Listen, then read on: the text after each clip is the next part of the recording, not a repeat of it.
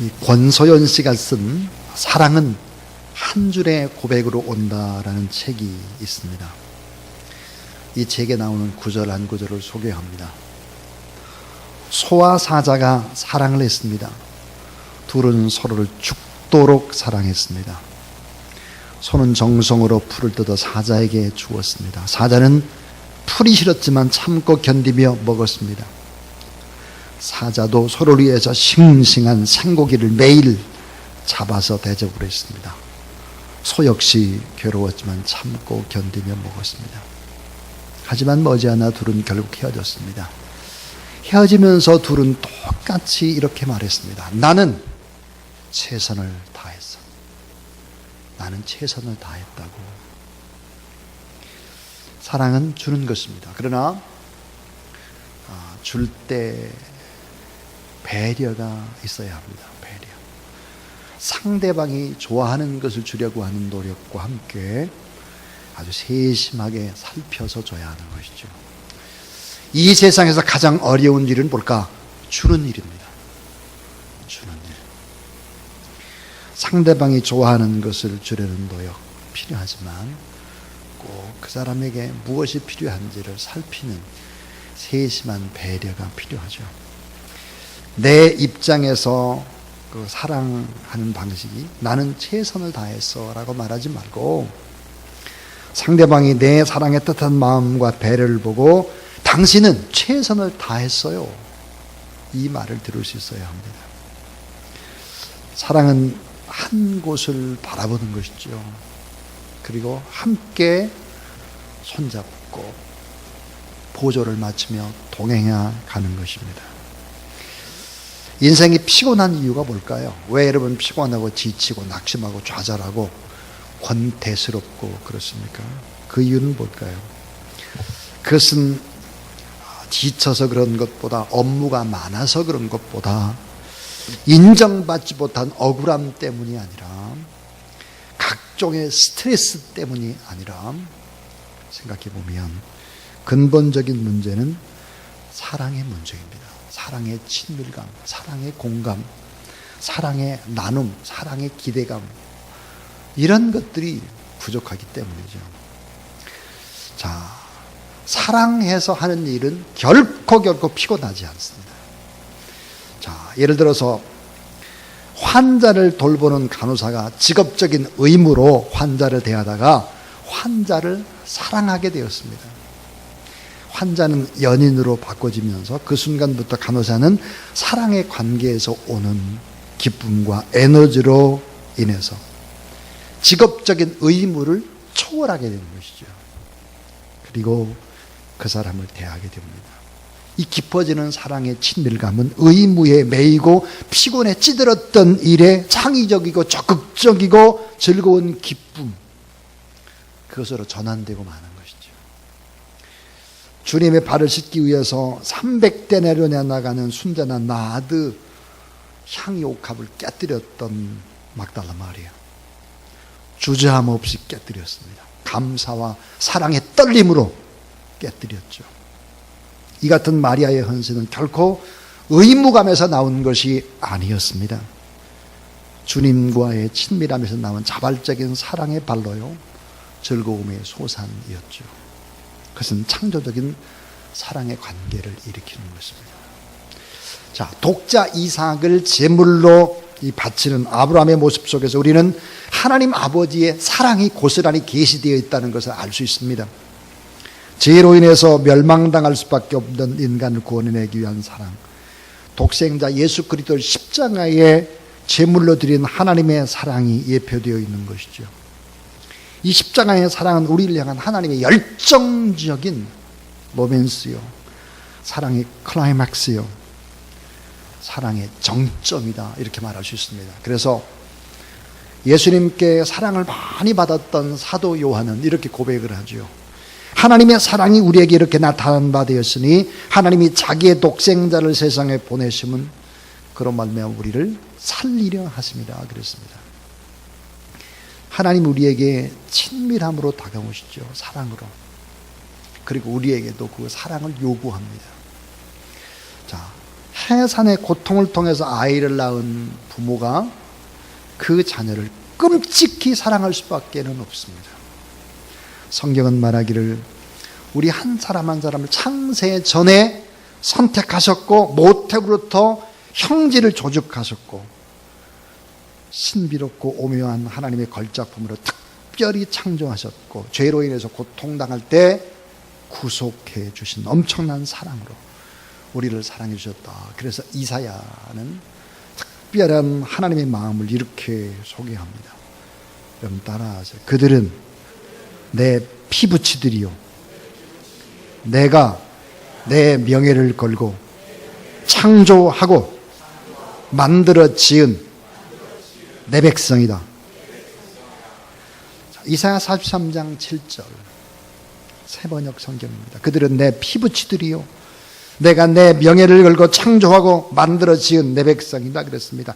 특별한 존재라는 거예요. 각별한 관계, 가장 귀한 것을 주고받는 친밀한 관계다. 사랑의 관계다 그랬습니다. 자, 예배가 뭘까? 예배는 하나님과의 만남이다 그랬습니다. 만남. 그냥 만남이 아니라 이 만남은 사랑의 만남이죠. 이 사랑의 만남을 어떻게 우리가 반응해야 될 것이냐. 기쁨과 감사로 펄펄 뛰면서 열정적으로 주님을 향해서 사랑을 고백하고 주님의 은혜를 사모하고 이렇게 예배를 드려야 되는 것이죠. 자, 그래서 마태복음 22장 37절부터 38절에 마음을 다하고 목숨을 다하고 뜻을 다해서 주 너의 하나님을 사랑하라 그랬습니다. 왜 그리스도인들이 피곤할까? 왜 탈진할까? 왜 무기력할까? 왜 조그마한 일 가지고 넘어지고 자빠질까? 왜 그럴까요? 바로 주님과의 사랑에 이 관계에 이상이 생겼기 때문이죠. 바울은 고린도후서 5장 14절에서 그리스도의 사랑이 우리를 강권하는도다 그랬습니다. 그리스도의 사랑이.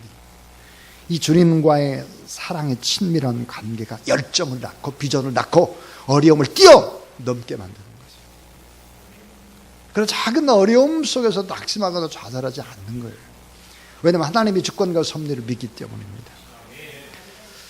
자, 사도 바울은 그 놀라운 하나님의 사랑으로 그 당시에 지구라고 하는 지구, 그 당시에 발견된 지구 세 바퀴 반을 돌았습니다. 16,000km를 달리면서 복음을 전거했죠. 그렇게 뛸 수 있는 동력이 어디서 나왔을까? 하나님을 사랑하는 사랑에서 나온 것이죠. 오늘 저는 예배자의 축복, 예배자에게는 어떤 기적이 임할까? 시편과 잠언에 나와 있는 예배자에게 나타나는 이 축복, 어떤 기적이 있을까? 이 말씀을 받고 오늘 밤에 우리가 하나님 앞에 기도할 때 이런 축복과 기적의 역사들이 나타나게 되길 주의 이름으로 축원합니다. 자, 시편 25편 12절부터 15절에 보니까 여호와를 경외하는 자가 누구냐? 그가 택한 길을 그에게 가르치리로다. 그의 영혼은 평안히 살고 그의 자손은 땅을 상속하리로다. 여호와의 친밀하심이 그를 경외하는 자들에게 있으며 그의 언약을 그들에게 보이시리로다. 내 눈이 항상 여호와를 바라보면 내 발을 그물에서 벗어나게 하실 것이미로다. 그렇습니다. 이 본문 속에서 다윗은 하나님을 연인처럼 사랑합니다. 또 하나님을 예배합니다. 하나님을 예배하고 하나님을 경외하고 하나님을 그리워하는 이 다윗에게 하나님께 주셨던 축복이 뭘까? 이런 것입니다. 우리가 하나님 앞에 예배자로 서서 온전한 예배를 드리게 되면 어떤 축복, 어떤 기적이 일어날까? 오늘 성경에 나와 있는 네 가지 얘기를 드리고 기도하려고 합니다. 첫 번째입니다. 자, 따라 중요한 선택. 자, 중요한 선택을 잘 할 수 있도록, 선택을 잘 할 수 있도록 하나님이 인도한다는 거예요. 또 하나, 나갈 길을 가르쳐 준다는 거예요. 자, 중요한 선택을 잘 할 수 있도록 하나님이 지혜와 능력과 분별력을 주실 뿐만 아니라 나갈 길을 가르쳐 준다. 우리는 나갈 길을 모릅니다. 몰라요, 나갈 길을. 여러분 잘 알다시피 제가 서울대 법대를 한 번 떨어지고 두 번 떨어지고 세 번 떨어지고, 그것도 점수차가 많은 것도 아니에요. 조금씩 떨어지는 거예요. 세 번 떨어지고 제가 자살하려고 했다니까요. 머리를 박박 밀고. 조그마한 섬으로 들어갔다고 제가 그랬지 않습니까? 그때 당시 제가 써놓던 기도 제목을 보면요, 얼마나 웃기는지 몰라요. 서울 법대에 들어가서 판사가 되고 막 이런 거. 지금 보면 정말 얼마나 웃기는 얘기들입니까? 그게. 그런 거 가지고 자살하고 낙심하고 그럴 이유가 없죠. 근데 저에게 만약에 서울 법대를 그렇게 세 번이나 떨어지는, 그리고 제가 좌절하고 고통스러워하는 이런 시간들이 없었다면 저는 목사가 되지 않았을 겁니다. 근데 결국은 하나님을 사랑하고 하나님 앞에 예배드리는 자는 어려움이 있지만 결국은 어때요? 중요한 선택을 잘 할 수 있도록 하고 갈 길을 가르쳐 준다. 믿으시기 바랍니다. 자, 오늘 시편 25편 12절에 뭐라고 얘기했느냐? 여호와께서, 따라하세요. 여호와께서 그에게 선택할 길을 가르쳐 주신다. 예배자에게 지혜를 주고 분별력을 주고 미래를 내다보고 결정할 수 있는 해안을 주고 비전을 주고 눈으로 보이는 축복뿐만 아니라 보이지 않는 내면의 축복도 준다는 거예요. 예배자에게. 사무엘상 23장에 보면 사울 왕에게 억울하게 쫓기는 다윗이 도망자의 신세로 살아갈 때입니다. 다윗이 어느 날 자신의 동족인 그일라 지방의 사람들이 블리셋에게 공격을 당하는 거예요. 그래서 전 재산을 다 약탈당합니다. 이 다윗은 하나님 앞에 기도하고 응답을 받고는 블레셋에 대항해서 싸우죠. 그래서 그일라 사람들을 구해줍니다. 목숨을 걸고 싸워서 동족 그일라 사람들을 구해줍니다. 그런데 이 다윗의 은혜를 입은 이 그일라 사람들이 어처구니 없게도 사울에게 다윗이 숨겨서 목숨을 부지하고 간신히 엎드려 있는 은신처를 일러줍니다. 밀고 한 거죠. 자, 이 같은 위태로운 상황 속에서 하나님 앞에 다윗이 예배할 때 하나님은 어떻게 했을까? 자, 예배 드리기에 힘쓸 때 하나님은 어떤 방법을 썼을까 하는 것입니다. 사무엘상 23장 14절에 보니까 다윗이 광야의 요새에도 있었고 또 십광야 산골에도 머물렀으며 사울이 매일매일 찾되, 그 다음에 이렇게 되어 있어요. 따라하세요. 하나님이 그를 그의 손에 넘기지 아니하시리라. 그렇습니다. 여기 숨고 저기 숨고 그래도 하나님 앞에 예배했기 때문에 사울이 매일매일 찾되 찾을 수 없었다는 거예요. 예배자에게 갈 길을 가르쳐주고 인도하고 보호하고 알려주시고 축복해주시고 지혜 주시고 명철함 주시고 바른 분별력과 판단력을 주셔서 좋은 것 예비하셔서 아름다운 길로 이끌어 가신다는 사실을 여러분 믿으시기를 바랍니다. 또 하나님 앞에 예배하는 예배자에게 하나님 주신 복이 뭘까? 두 번째 복, 그것은 이것입니다. 여러분 따라하세요. 참된 평안과 참된 승리를 누리는 복. 자, 참된 평안을 주겠다는 게 예배자에게. 그 다음 참된 승리를 주는데, 참된 승리, 그게 뭘까?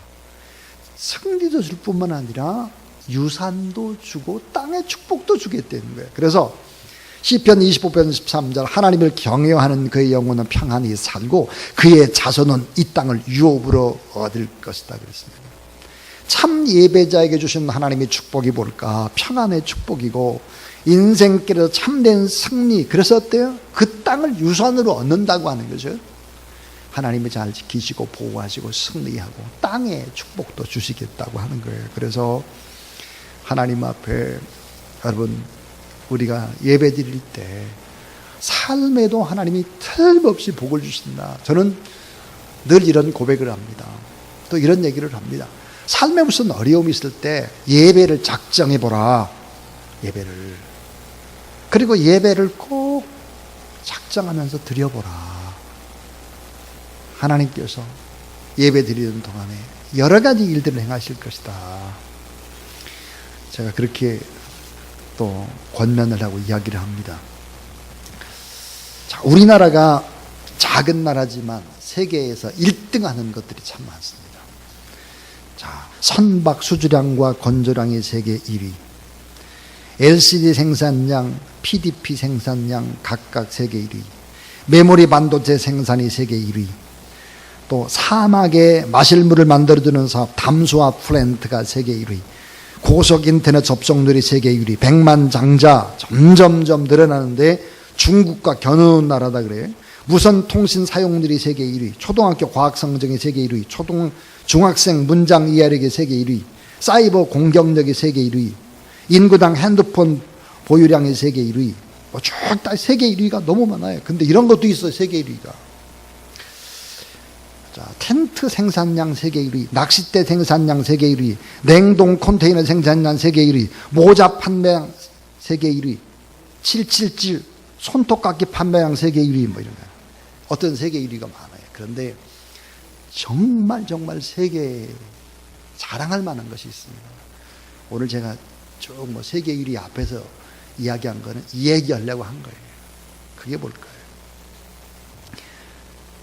지금 우리나라도 참 많이 어렵지만 선교하는 일에 우리나라가 정말 앞장을 서고 있죠. 선교사님들을 세계 각국에 얼마나 파송했을까? 3만 명 이상을 파송하고 있습니다. 3만 명.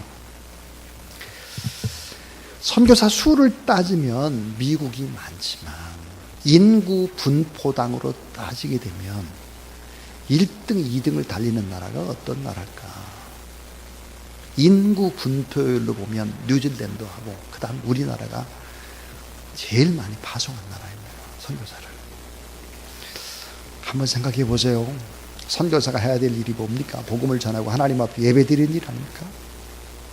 예. 결국은 우리나라가 조금 뭐 어려워진다, 뭐 낙심한다 그러나 오늘 여러분 금요심에 이렇게 많이 나왔잖아요. 우리가 어떻게 부르짖고 기도하는 이런 나라가 세계에 찾아보기가 어렵죠. 결국은 이 나라 민족 하나님께서 참된 평안과 참된 승리를 누리는 복을 주실 줄로 믿습니다. 자, 또 하나입니다. 하나님 앞에 예배드리는 자에게 하나님께서 어떤 복을 주실까? 따라해 주세요. 인생의 위기에서 건져주시는 복. 자, 인생의 위기에서 건져주겠다는 거예요. 오늘 본문에 보니까 빼내시겠대. 내 눈이 항상 여호와를 바라보는 것은 그분이 내 발을 덧해서 빼내실 것이기 때문이다 그랬습니다. 인생이 얼마나 어려움이 많습니까? 크고 작은 어려운 문제들이 너무 많아요. 우리가 하나님 앞에 겸손해야 될 이유, 위기가 언제나 있다는 거예요. 위기. 자, 여러분 주사랑교회가 캄보디아에다 선교센터를 6개 채 짓고 있습니다. 6개. 이번에 짓는 선교센터는 제가 이제 마지막으로 짓는 것입니다. 우리가 파송한 선교사님들의 이 선교센터에 다 여기는 우리보다 더 잘 삽니다. 다 잘 살아요. 자, CMDB에 있습니다. 또 바담방에 있습니다. 뽀사스 있습니다. 깜뽕스프에 있습니다. 꼭공에 있습니다. 이번엔 시아누크빌입니다. 이게 선교센터를 하나하나 질 때 이게 쉽게 짓는 것이 아니고요. 다 돈이 억 단위가 넘어 들어갔습니다. 이번에는 한 5억쯤 들어갑니다. 5억. 얼마나 어려움이 많겠습니까? 저는 이게 이제 마지막이다, 제가. 마지막. 왜? 우리가 파송한 선교사님들이 다 이제 그곳을 근거로 해서 이 복음을 전거하는 데에 앞장을 서기 때문에 이제 내가 할 수 있는 일의 마지막이다. 이렇게 생각을 합니다.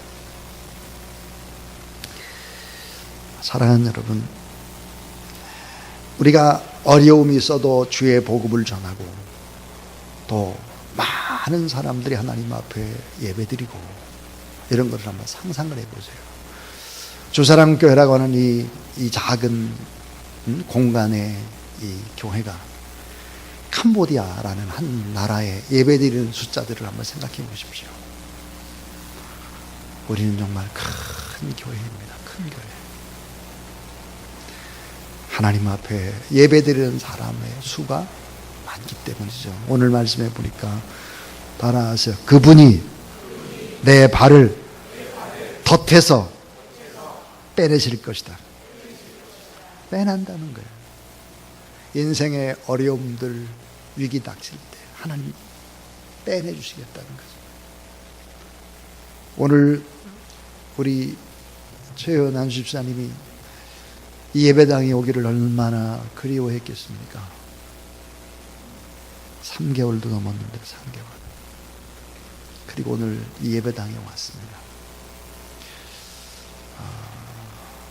참 눈물이 핑 돕니다. 여러분이 간절히 기도해서 또 저렇게 건강한 모습으로 얼굴을 대할 수 있게 된 거죠. 저는 이제 설교를 마치려고 합니다. 예배라는 것이 얼마나 위대할까. 북이스라엘과 남유다를 볼까요? 북이스라엘은 10지파입니다. 왕이 여로보암이었는데요. 남유다는 지파가 2지파밖에 안 해요. 10대 2입니다. 근데 북이스라엘은 쉽게 망합니다. 남유다는 망하지 않죠. 왜 그럴까요? 예배입니다. 예배. 자, 여러분, 솔로몬이 왕이 되고 첫 번째는 승승장구하죠. 낮은 내리막을 걷습니다. 왜 이런 현상이 올까? 예배입니다.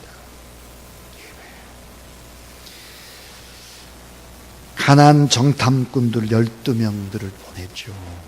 모세가 족장들을 보냈습니다. 자, 10대 2로 갈렸어요. 10대 2. 성경에 보니까 10대 2로 갈리는 경우들이 너무 많아요. 두 사람은 어때요? 하나님을 예배하는 사람들입니다. 하나님을. 결국은 예배에 성공을 해야 모든 삶에 있어서 성공할 수 있다고 하는 것을 보여줍니다. 존 파이퍼라고 하는 사람이 이렇게 말했습니다. 하나님을 기뻐하라 그랬습니다. 죄는 언제 생겨나는가? 하나님으로 만족하지 못할 때 생겨나고 그 죄는 활개를 치게 된다 그랬습니다. 죄를 이길 수 있는 힘이 뭘까요? 우리가 하나님을 사랑하는 것이고 하나님 앞에 예배 드리는 것이다. 예배 드릴 때 어떤 축복이고 어떤 기적이 일어날까? 영광과 풍성과 그 놀라운 축복이 결국은 예배 안에 숨겨져 있다는 사실들을 알아야 합니다. 오늘도 여러분 새벽 부흥의 이제 마지막 날 밤입니다. 이 밤에 하나님께 주시는 놀라운 축복과 기적의 역사를 경험하는 귀한 밤이 될 수 있기를 주님의 이름으로 축원합니다.